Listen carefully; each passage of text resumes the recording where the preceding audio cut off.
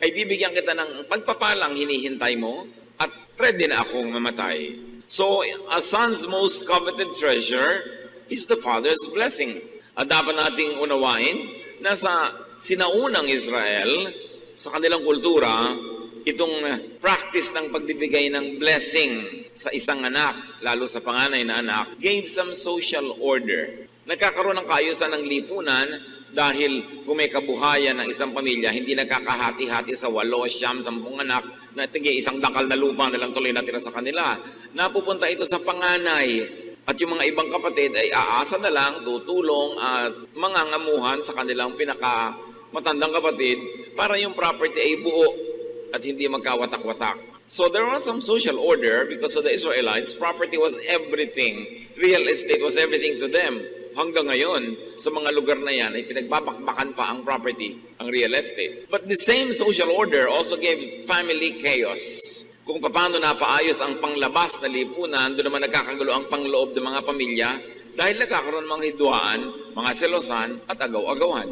So handa na ang tatay na ibigay ang blessing sa kanyang panganay na anak. Maibigay lang yung gusto niyang kainin. Genesis 27, 5-10, Rebecca, the wife of Isaac, had been listening, and as soon as Esau left to go hunting, she said to Jacob, sa kanya naman paboritong anak na nakakabatang kapatid nitong si Esau, I heard your father tell Esau to kill a wild animal and cook some tasty food for your father before he dies. Your father said this because he wants to bless your brother with the Lord as his witness. Now, my son, listen carefully to what I want you to do. Go and kill 2 of your best young goats and bring them to me. I'll cook the tasty food that your father loves so much. Then you can take it to him so he can eat it and give you his blessing before he dies. Itong sariling ina ni Esau na panganay, narinig yung nagaganap na usapan between the father and the panganay son. At tinawag niya ang kanyang bunsong anak na paboritong si Jacob. Sabi niya, handa na ang tatay mong ibigay ang blessing sa kapatid mo. Unahan mo. Katayin mo ang iyong 2 pinakamabata at pinakamalambot na kambing. Dali mo sa akin, lulutuin ko ayon sa kagustuhan na putahin ng iyong ama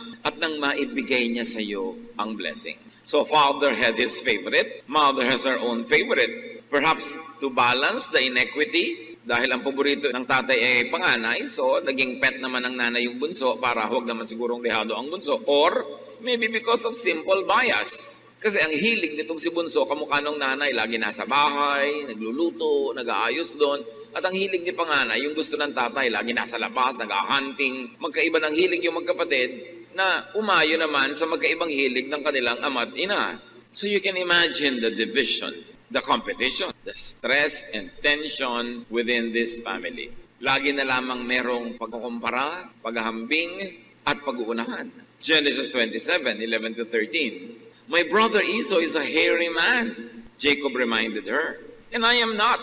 If my father touches me and realizes that I am trying to trick him, he will put a curse on me instead of giving me a blessing. Rebecca insisted, let his curse fall on me. Just do what I say and bring me the meat. Sabi naman itong si Jacob, ang kinis-kinis po ng balat ko. Si kuya, mabuhok. Paano kung himasin ako ng tatay at malamang hindi pala ako si Esau, magagalit siya. Malabo na kasi ang mata nitong tatay, hindi na nakakakita sa katandaan. Sabi niya, at baka imbes na blessing ang ibigay sa akin ay sumpa. Sabi naman ng nanay niya, talbog sa'yo, dikit sa akin. Pag isinumpa ka, ako ang aako ng sumpa na yon. Basta sundin mo ako, lolokohin natin ang tatay mo para makuha natin ang blessing na para sa kuya mo.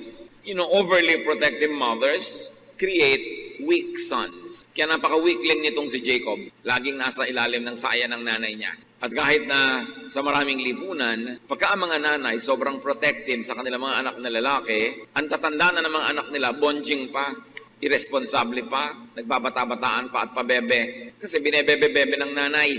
Marami nagtatanong, bakit ang dami-dami mga lalaking irresponsableng asawa, walang kwenta, tamad?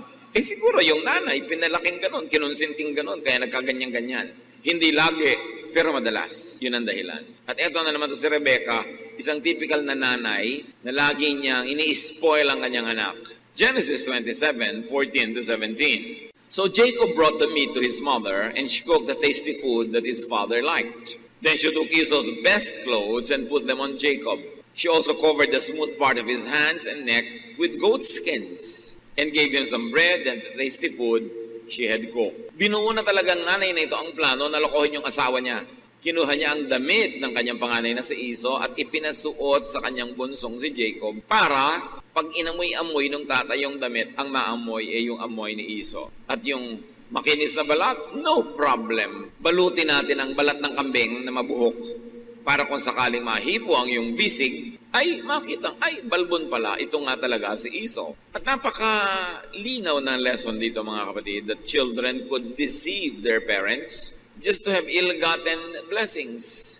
Sila pa lang ang tao, no? Naglolokohan na sila.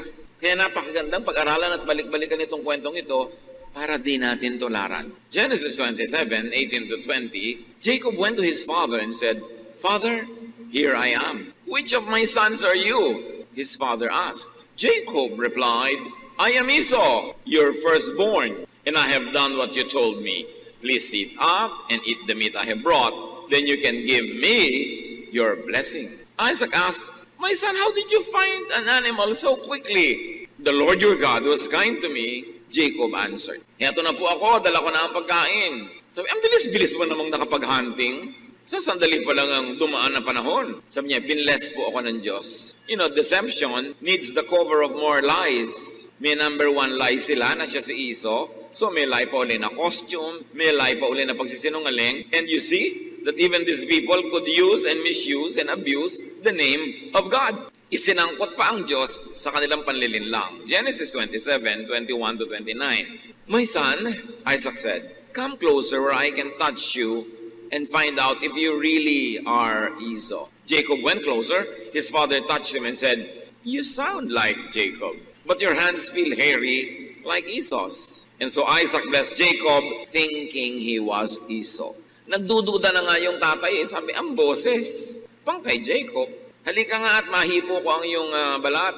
At nung nahipo niya yung balat ng kambing, si Esau naman ito. At ibinigay ang pinakaasam-asam na pagpapala. Isaac asked, "Are you really my son, Esau?" "Yes, I am," Jacob answered. So Isaac told him, "Serve me the wild meat, and I can give you my blessing." Jacob gave him some meat, and he ate it. He also gave him some wine, and he drank it. Then Isaac said, "Son, come over here and kiss me." While Jacob was kissing him, Isaac caught the smell of his clothes and said, "The smell of my son is like a field the Lord has blessed. God will bless you, my son, with dew from heaven and with fertile fields, rich with grain and grapes. Nations will be your servants and bow down to you. You will rule over your brothers, and they will kneel at your feet. Anyone who curses you will be cursed. Anyone who blesses you will be blessed." At hanggang ngayon, inaangkin ng mga descendants nitong si Jacob, itong pangako na ito na sino man ang sumumpa sa iyo, susumpain, sino man ang magpala sa iyo, pagpapalain. Pero yung pagkakakuha niya sa blessing na yun ay sa pandaraya, sa maruming paraan. Nagdududa ang matanda, kaya sabi niya, "Halika nga't halikan mo ako, anak." At habang hinahalikan ng anak na bunso si tatay, gusto lang palang amuyin ng tatay yung anak. Sabi niya, ang amoy ng anak kong si Esau, amoy ng mga damo, amoy ng mga parang, amoy ng mga wilderness. Talagang gusto-gusto niya yung outdoors. Pero hindi niya alam, yung damit lang na naaamoy niya, suot ng isang fake na anak, na kunwari ay siya yung panganay. Fair ba ito? Fair ba na ibigay ang blessing sa isang nandaraya? Today's sense of fairness cannot be applied to the ways of ancient people who lived under very different contexts. Hindi pwedeng i-apply natin ang mga values, sensibilities, pag-iisip natin ngayon sa mga naganap sa mga buhay sa taong napakatagal na sa malayong oras at panahon at lugar na buhay sa ibang-ibang konteksto at mga kapaligiran. Which begs the question, why insist on applying to today's people who live in a very different context the obsolete ways of a remote ancient culture like the culture of this family? Nung tribal pa lang, ang kanilang buhay, ang kanilang mode, hunting, gathering, very little agriculture, ibang-iba pa.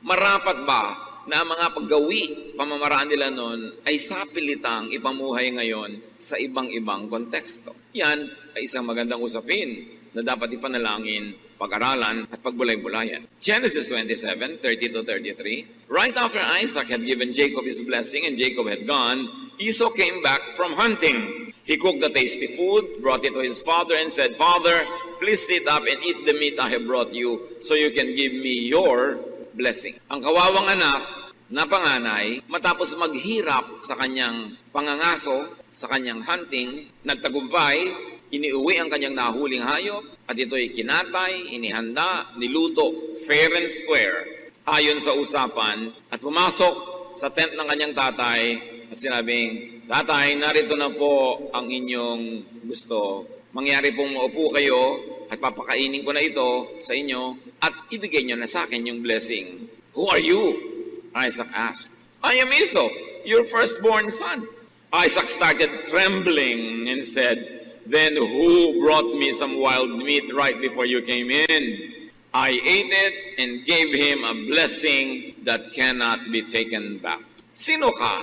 "Abay, di wala na pang iba kundi ang anak niyong panganay, si Esau." Nangatal ang matanda, nanginig, nangatog, dahil merong napakalaking naganap na mali. Sino yung nandito kanina? Ibinigay ko na ang pagpapalang di na mababawi. Ang tanong, why not? Bakit naman hindi mababawi? Mali naman ang pagkakabigay, may deception. Hindi ipinaliwanag kung bakit hindi pwedeng bawiin. Mga kapatid, much suffering could be caused by culture, by tradition, whether it is contemporary or outdated. Maraming pagdurusa ang tao dahil sa mga self-imposed rules, regulations, social mores, social conventions, mga kaugalian na nagpapahirap sa buhay ng tao. Bakit naman hindi pwedeng bawiin? Mali naman ang circumstance ng pagkakabigay. But in any way, mali man at tama, at itong mali naman, paninindigan na. Sabi, hindi na pwedeng bawiin. Can you imagine all the suffering that will happen just because a mistake is not corrected? Social conventions, traditions, and laws serve the interests of the majority, the normal, so-called, the powerful.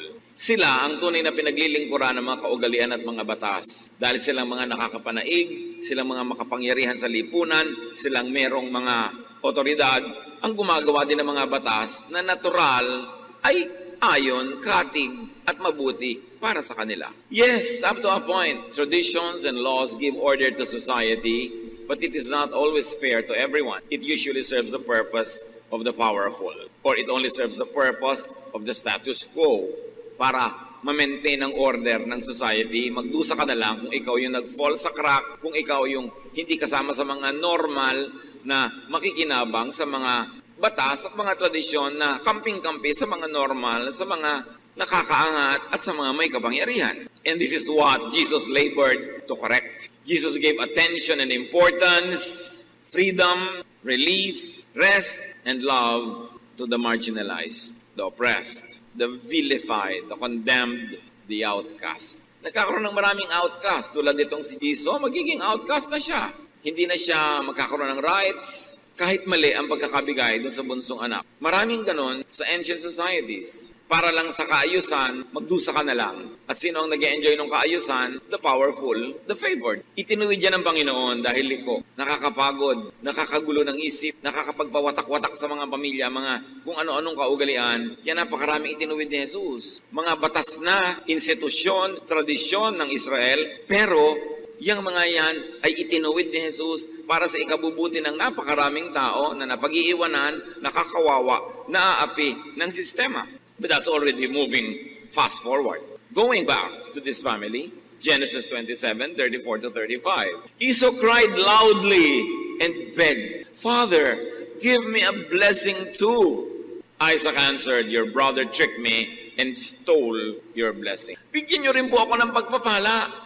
Iniloko ako ng kapatid mo, ninakaw na ang pagpapalang para sa iyo. Ang binlame na naman nitong tatay, hindi yung sarili niya, na makakain lang, hindi na nagsiyasat. Nagdududa na nga, hindi pa nagsiyasat ng husto dahil nangibabaw sa kanya yung kanyang appetite at gusto niyang kumain. Ang sinisi, yung anak, pinalaki kasi siyang spoiled ng kanyang sariling ina. Kaya ngayon, hindi siya marunong mag-take ng responsibility kahit matanda na siya. Ang binlame niya, yung anak. How about parental responsibility? Sa mga ganong uri ba ng ugali, asal at panloloko ng yung anak ay laging siya lang na may kasalanan o malaki ang pananagutan ng magulang? Sabi nga ni Balagtas, ang dapat magturong tamad na magulang ay hindi nagturo. Genesis 27:36-38. Esau replied, "My brother deserves the name Jacob because he has already cheated me twice." Sabi niya, not once, but twice. The first time he cheated me out of my rights as a firstborn son, and now he has cheated me out of my blessing. Then Esau asked his father, "Don't you still have any blessing left for me?" Talaga bang wala nang natira kayong pagpapala para sa akin? "My son," Isaac answered, "I have made Jacob the ruler over you and your brothers, and all of you will be his servants. I have also promised him all the grain and grapes that he needs. There's nothing left I can do for you." Anong klase namang magulang yun sasabihin sa anak? Wala akong magagawa, anak.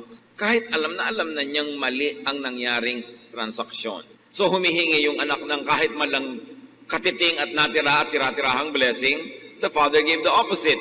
Sabi niya, magiging alipin ka ng iyong kapatid. Sa kanya mapupunta ang lahat ng mga biyaya. "Father," Esau asked, "don't you have more than one blessing? You can surely give me a blessing too." Then Esau started crying again. Esau was not asking for his brother to be disinherited. He was just asking for an extra blessing. Genesis 27:39-40. So his father said, "Your home will be far from that fertile land, where dew comes down from the heavens. You will live by the power of your sword and be your brother's slave. But when you decide to be free, you will break loose." Jacob makes it worse. Parents could and will cause their own child's doom. They could will and cause their own child's doom. Pag hindi itinutuwid ng magulang ang isang mali, at nasa kamalian na yan ay may nagdurusa siyang anak, siya na ang may malaking kagagawan at pananagutan sa ikapaririwara at ikasasama ng buhay ng anak. Pinaninindigan niya, pati mali. Dapat sana ituwid niya yon. Genesis 27:41, Esau hated his brother Jacob because he had stolen the blessing that was supposed to be his. So he said to himself, "Just as soon as my father dies, I'll kill Jacob." Nakita niyo ang bunga?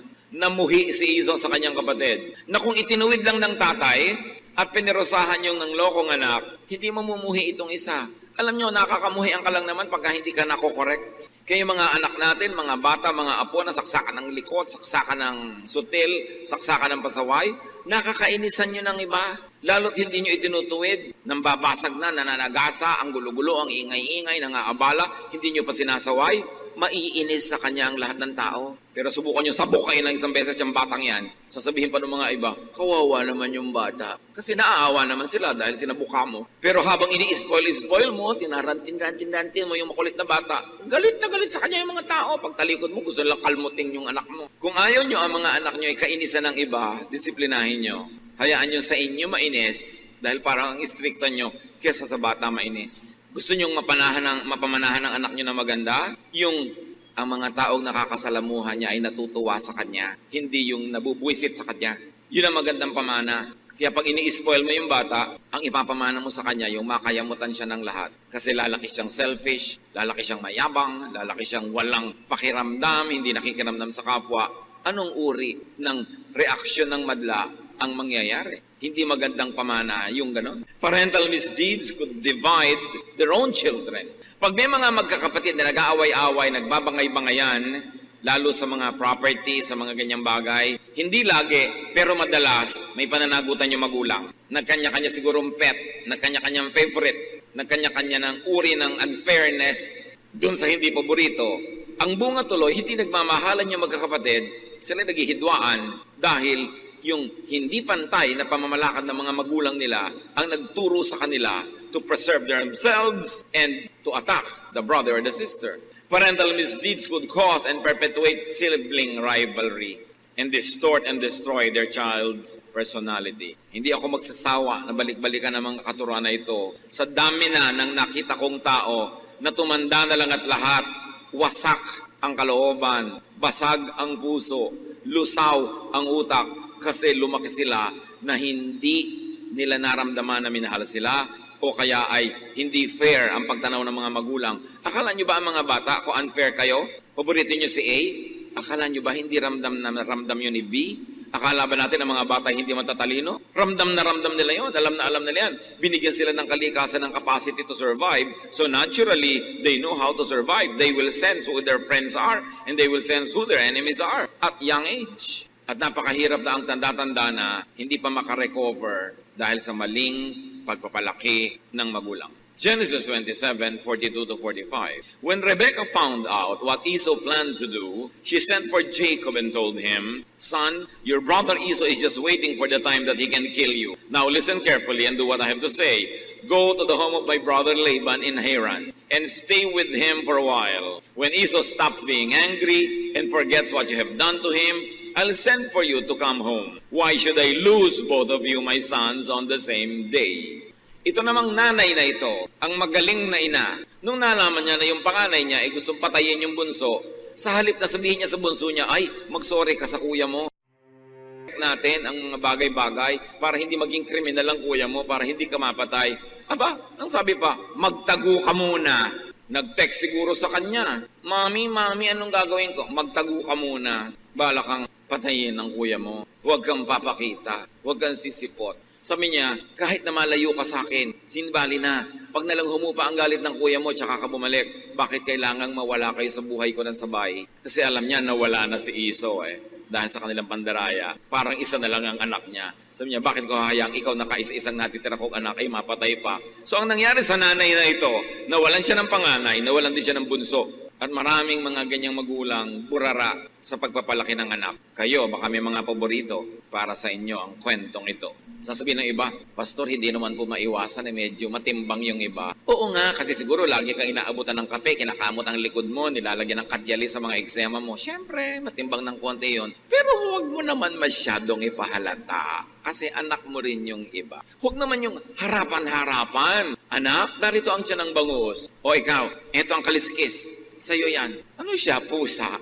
Lagi nilang may paborito. Pag may pasalubong, isang pirasong hopya para lang doon sa kay sintang anak. Yung iba wala. Alam nyo, kaya nagkaaway-away magkakapatid na ganyan. Kagagawa na magulang. Dapat nga, pag nagkakaingitan, ikaw pa magsabing, hindi, mahal ka ng ate mo. Hindi, mahal ka ng kuya mo. Ganun dapat ang magulang nagbabalance, hindi yung may kakampihan pa. Mamaya yung mag-asawa na ang magkaaway kasi may kanya-kanyang kinakampihan. Hindi isinulat ang mga kwentong ito para maging dekorasyon ng buhay natin. Isinulat yan para pag-aralan at kapulutan ng aral. Through misdeeds, parents could lose their children. Napapariwara, nawawalay, may nakukulong pa, may napapatay, may nakakapatay, na hindi sana dapat mangyari o minimize lang dapat yung mga ganon kung pinalaki ng tama. Anong kinalaman nito sa topic natin na more than one blessing? To pay your most natural debt, which is love. Bakit kasi hindi na lang itinuwid yung mali? At bakit hindi hinati ang pagmamahal at pag-ibig? Dahil sa tradisyon? Dahil sa kaugalian? Itutuloy mo pa rin yan kahit hindi maganda ang resulta sa iyong buhay? Kahit na naghahati sa iyong pamilya? Kahit na unjust? Ang mga tunay na anak ng Diyos ay dapat mag-isip. Kaya maraming tradisyon ng Israel itinuwid ni Jesus. Kahit Sabbath. Sabi niya, kung nakakabuti sa inyo magtrabaho sa Sabbath, di magtrabaho kayo. Why follow the law to the letter to the point that you are oppressed? Sabi niya, Sabbath was made for man, not man for the Sabbath. Romans 13:8-14. Let love be your debt. If you love others, you have done all that the law demands. Can you imagine Paul interpreting all the laws of Israel? Sabi niya, alam nyo, ang tanging utang nyo lang sa kapwa, ang utang na ibigin siya at mahalin. Pag mapagmahal kayo, natupad nyo na ang lahat ng kautosan. Yung pala, ang lahat dapat ng interpretation at application ng kautosan, maging loving ka, considerate, and loving, and kind, and soft-hearted. Na kahit hindi ka relihiyoso, pag maibigin ka, daig mo pa ang relihiyoso. Kasi ang pag-ibig sa kapwa, ang pagmamahal, ang pinakamataas na uli ng relihiyon. Paul said it very clearly, you have done all that the law demands. In the law, there are many commands, such as be faithful in marriage, do not murder, do not steal, do not want what belongs to others. But all these are summed up in the command that says, love others as you love yourself. No one who loves others will harm them. So love is all that the law demands. Sabi niya, sari-sari ang mga law. Huwag kayong magpalito sa dami. Huwag kang pumatay. Huwag kang magnakaw. Huwag kang makiapid. Huwag kang magtaksil sa asawa mo. Sabi ko noon, marami yan. Pero isa lang talaga yan. Maging maibigin ka sa kapwa. Ibigay mo kay Juan ang kay Juan. Huwag mong nakawin kay Juan para ibigay mo kay Pedro. Kasi ang pag-ibig, you don't steal from Peter to give to John. May asawa na siya, huwag mong nakawin. May asawa ka na, huwag kang magpanakaw. Dapat sa asawa mo ikaw. Sabi ko noon kasi, yung karapatan mo ay tumitigil na pairalin kung ito ay tatapak na sa karapatan ng iba. Sabi, huwag kayong magpalito. Ang dami-dami talaga mga laws. Pero ang ibig sabihin lang yan, pag-ibig. So pag ang interpretation mo sa law, ang pagsunod mo sa law, ay hindi ka na magiging maibigin, magiging baligtad pa, magiging malupit ka pa, maling-mali ka. Huwag mo nalang sundin dahil mali ang application. At marami mga tao masunod lang kaugalian, ang law, ang tradition, ang doktrina. Kahit sila maging malupit, gagawin nila. You defeat the purpose because the purpose of the law, the interpretation of the law, and the application of the law is only one, be loving. Love people.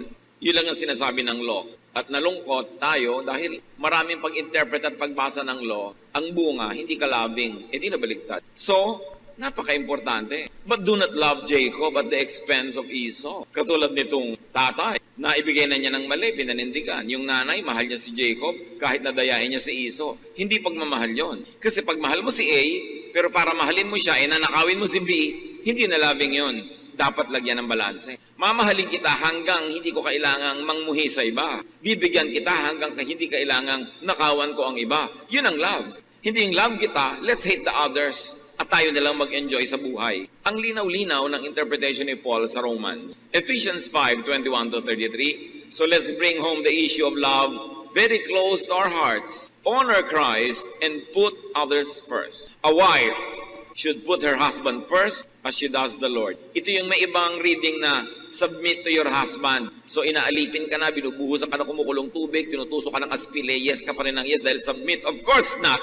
That is not the meaning of that. Ang sinasabi ng submit is put the interest, very especially the honor and dignity of your husband above yours. So ang talagang matinong reading nung submit to your husband, huwag kang gagawa ng nakakapagpasaya sa'yo pero nakakasira ng dangal ng iyong asawa. So kung ayaw ng asawa mong lalaki na pakalat-kalat ka, pagulong-gulong, pakembot-kembot sa lansangan, manahimik ka sa bahay, yun ang ibig sabihin ng submit to your husband. Hindi ibig sabihin na alilang-alila ka, alipin ka, aping-api ka, submit pa to your husband. Ang ibig sabihin, submit to your husband in area of your chastity, that nothing that you will do will destroy his honor. Yun ang enlightened meaning nun, hindi yung ginugulpi ka na, payag ka pa kasi submit to your husband. A wife should put her husband first as she does the Lord.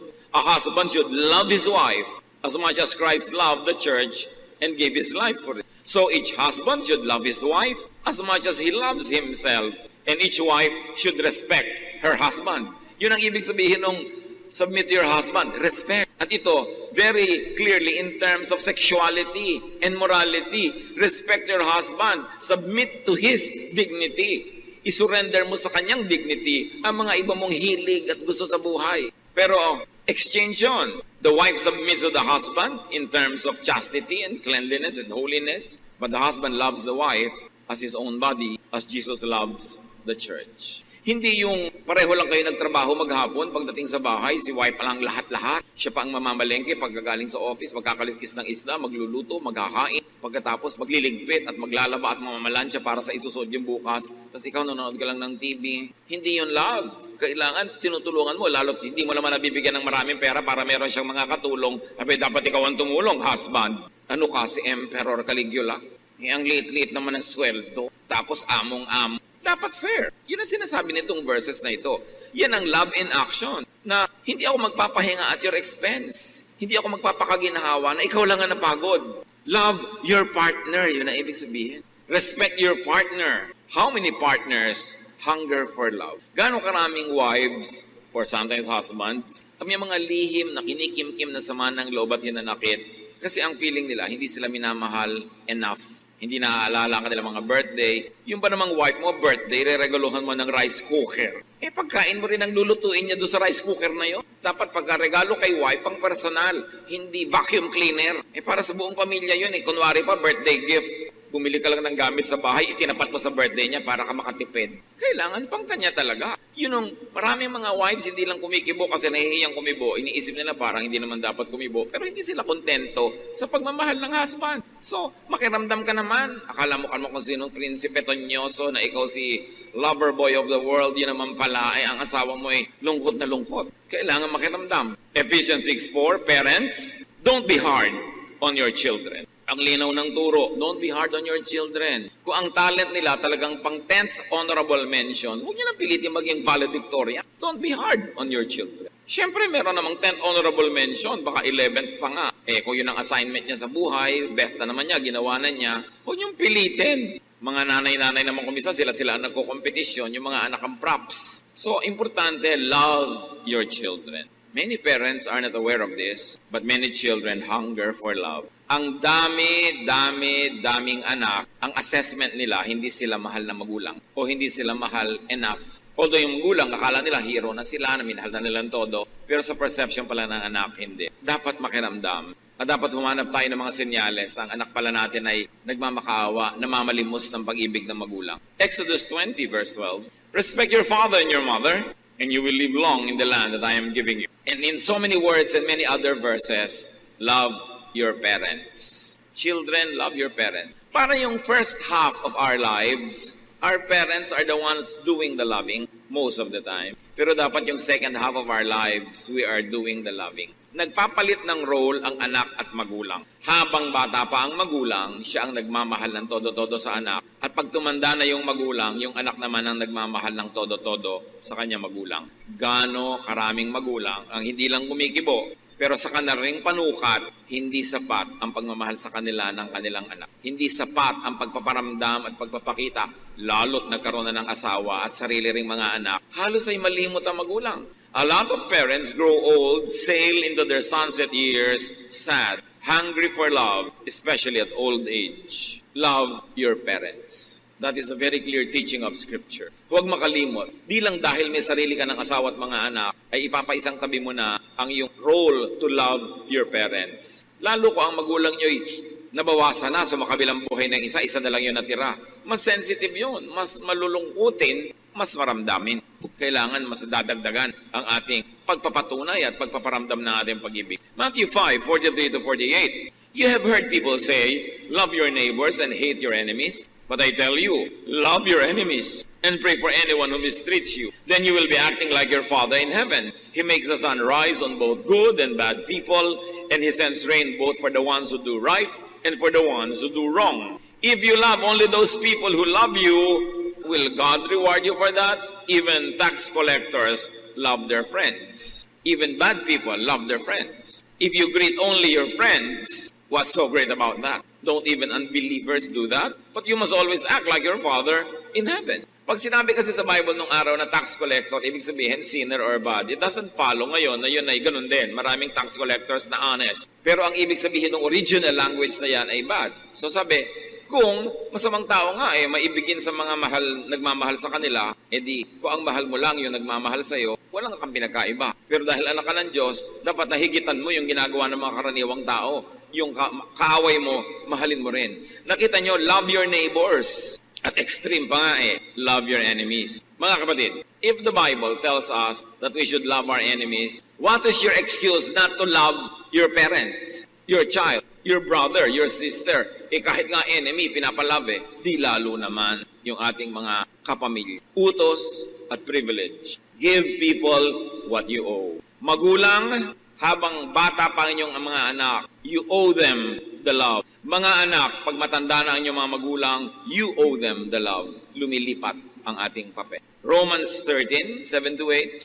Pay all that you owe, whether it is taxes and fees or respect and honor. Let love be your only debt. If you love others, you have done all that the law demands. Kung ikay relihiyoso pero hindi maibigin, mas mainam pa ang hindi relihiyosong maibigin. Daig ng maibigin ng relihiyoso. Paano na kung spiritual ka na, maibigin ka pa? Yun ang napakaganda. Loving is high religion. Mark 12:31, the second most important commandment says, love others as much as you love yourself. No other commandment is more important than this. No other religious doctrine or practice is more important. Love is duty and privilege. Breaking one sacred duty to love breaks people's hearts, and they leave deep wounds that almost never heal. Wounds that only Jesus can heal. Kaya marami mga tao, mature na dapat ang edad, pero immature pa ang emosyon, kasi hindi nakatanggap ng sapat na pag-ibig ng bata pa. Kaya buong buhay,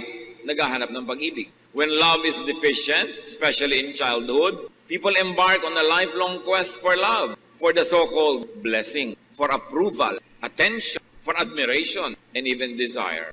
Kaya may mga taong kinakarir na maging sobrang kaakit-akit kasi may kulang sa kanilang kalooban na sa tingin nila mapupuno lang pag may naakit sa kanila. Mag-achieve kasi kailangan nila ng admiration. Kasi siguro nung lumalaki sila, walang nag-admire. Baka nilait-lait pa at binasubasura ng sariling magulang. Kaya pagtanda, habol na makakover up at makapag-make up, gagawin ng lahat, pahihirapan ng lahat at ang sarili para mag-achieve, para may humanga. Even this very, very tiring quest for excellence could be a cry for help. Kaya kanya-kanya nang gawa ng gimmick para mapansin, para mapuri. Kasi kapos nung bata pa. You see mga magulang, pag nagkulang tayo sa pag-ibig, pagmamahal, pag-aruga, pagbigay ng attention, pagpuri sa ating mga anak, sa tamang paraan, pagkulang doon, buong buhay, hinahanap nila ang kapalit at katumbas nun. To the point that some of them make clowns of themselves, just trying to win the approval and if possible, the admiration of the world. And if you cannot be approved or admired, at least you should be desired. Kaya yung mga iba talagang halos kalakalin na lang ang katawan para maging kapansin-pansin dahil yun na lang ang paraan nila para makatawag ng positive attention. Pero nabibigo pa kasi negative attention pa madalas ang napapala. Napakalaking karukahaan, kahirapan, kasalatan, yung hindi ka namahal, lalo nung maliit ka pa. Kaya patuloy ang paalala natin sa mga magulang, mga tiyo, tiya, mga lola at lolo, mahalin nyo, pero disiplinahin, turuan ng tama, turuan maging responsible ang mga bata. Ang pagkukulang natin habang maliit pa sila ay halos hindi na mapapalitan pa buong buhay nila. And they live broken lives, chasing one rainbow after another, working so hard to be admired, to be accepted, and if possible, to be loved. Halos mamalimos ng pag-ibig, halos bumili ng pag-ibig kasi yun ang kulang. Malaki ang pananagutan ng mga hindi nagmamahal sa mga bata. At kung tayo naman yung lumaki na, hindi tayo namahal, hindi mo na ibabalik ang panahon. So tama na ang dramang bukid, hindi mahalin mo ang sarili mo. Magpakatino ka, magpakaayos ka, at maging mapagmahal ka sa iba, hoping na masuklian din naman ng tamang pag-ibig, ang iyong pag-ibig. Patawarin na yung mga namayapan at namatay na at nagtandaan na nagkulang sa'yo, kasi baliwala, sayang lang kung patuloy kang mabubuhay sa paninisi, sa galit, sa puot, sa panghihinayang, kasi hindi na yun may babalik. Ang dapat ngayon, kung ano man ang kulang sa iyo noon, kuhanin mo sa Panginoong Jesus. At kung ikaw ay mabiyayaan ng taong magmamahal din sa iyo, edi salamat. Pero hindi mo kailangan to cheapen yourself just to get attention and just try to buy love. But be the person that is worthy of God's love. And the way to be worthy of God's love is to be loving to others. Because what we do to others, we do to God. Spouse, love your partner for all the love he or she lacks from his family or in his or her childhood. Kayong may mga asawa na, alamin niyo naman ang pinagmulan ng inyong asawa, paano siya naging bata, anong naging buhay niya, at kung makita niyong kulang na kulang sa pag-ibig siyang natanggap, kayo magpuno kasi kayo ang partner niya sa buhay. Kaya sabi ng isang popular line sa isang movie, mahalin mo ako para sa lahat ng hindi nagmahal sa akin. It's a very tall order, ha?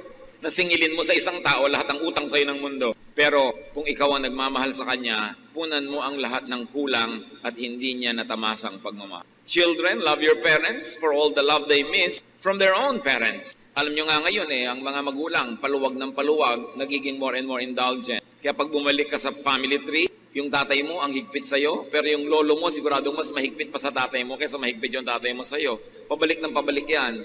Kaya mga tatay, nanay din natin, minsan biktima rin sila ng mga pamilya nilang hindi sila minahal ng ganap o kaya ang pag-express sa pagmamahal hindi tumpak. Dinaan na lang sa palo, dinaan sa disiplina para makakreate ng character pero walang balance. So sometimes we blame our parents for not loving us enough, but the point is, they too were never taught by their own parents to be loving. Lahat tayo biktima ng mga pagkukulang ng iba. But let us not have a victim's attitude and a victim's sentiment na para tayong laging biktima at kawawa. We are victorious in the Lord. And the Lord Jesus can fill us for all that we never had. Kaya napakahalaga na magkaroon ng napaka-personal na relasyon sa Panginoon. Hindi na tayo dapat na magdrama sa mga hindi natin natanggap noon dahil marami pa tayong pwedeng tanggapin from God and from God's people. If only God's people would obey the teaching of God to be loving. Tama na ang pagdadrama sa mga nakaraan. Patawarin na ang lahat. Move on because it's the only way to be free. Parents, love your children for all others who will not love them. Ang isa sa mga pinaka-bumabasag sa puso ng magulang, yung anak mong pinalaki, minahal, magkakaroon ng asawang pabaya, magtataksil sa kanya, aabusuhin siya, kakawawain siya. Ang sakit sa magulang nun. Kaya mahalin nyo na ang inyong mga anak kahit wala pa silang mga asawa dahil hindi tayo nakakatiyak na mamahalin talaga sila ng papakasalan nila. Siyempre, sa wedding day, nagmamahalan yan, nagsusubuan ng cake. Mamaya, nagsasampalan ng cake yan. Pagdating ng panahon, kung may cake pa, baka yung patungan na lang ng cake ang ihagis. Ang mga sweetie-sweetie pie, loving-loving na mga sumpaan sa kasalan. Nawa, matupad. Sabi nga ng mga bata, good luck na lang.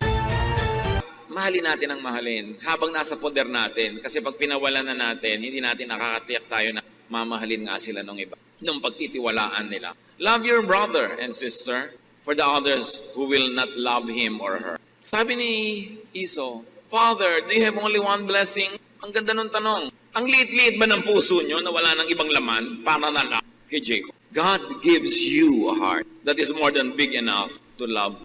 Pag ang puso natin ay nakasuko sa Diyos, pinapalaki ng Diyos para maraming magkasyang pag-ibig, na kahit mahal mo yung nanay mo, meron pa rin enough para sa tatay mo, meron pa rin para sa kapatid mo, para sa asawa mo, para sa anak mo. Hindi yung nung nag-asawa ka, yung asawa mo na lang minahal mo, nilimot mo na yung magulang. Our heart, when submitted to God, is big enough to love everybody that we should love. And you should not steal from Peter to give to John. Huwag niyong mamahalin ang nanay niyo at the expense of your asawa. Huwag niyo ring mamahalin yung asawa niyo at the expense of your nanay. May kanya-kanyang assignment na pag-ibig yan. At kung aata-atatuhin natin yan at bibigyan ng kanya-kanyang parte, lahat yan ay sapat. Dapat marunong ka lang magplano at marunong ka mag-isip. Hindi isa lang o dalawa lang ang minamahal sa buhay. Malaki ang puso ng mga anak ng Diyos. Kaya natin mahalin kahit pa nga kaaway. Kung talagang susurrender tayo sa Diyos, yung pasarili mong magulang ang makalimutan mong mahalin. You have more than one blessing. You have more than one love. Multiply love. And you can give more love to more people. Mga anak ng Diyos, love more. Open your heart to receive more love and then meet your Maker. Dear God, we thank you that you are loving. We thank you that you are kind. We thank you that you are good. Salamat sa inyong pag-ibig. To the victims and sufferers of love deficiency, marami niyan. Forgive those that did not love you enough. Receive the love of God through Jesus. Balance your life by doing the loving, by giving. Kung kulang ang pag-ibig na tinanggap nyo, maghiganti kayo sa mundo, mas ibigin nyo ang marami. Yun ang paghihiganti ng hindi inibig, umibig ng iba. Hindi yung mamuhi at magalit, lalo kayong lulubog. Luke 6:38, if you give to others, you will be given a full amount in return. It will be packed down, shaken together, and spilling over into your lap. The way you treat others is the way you will be treated. Tayo'y manahimik sa presensya ng Diyos.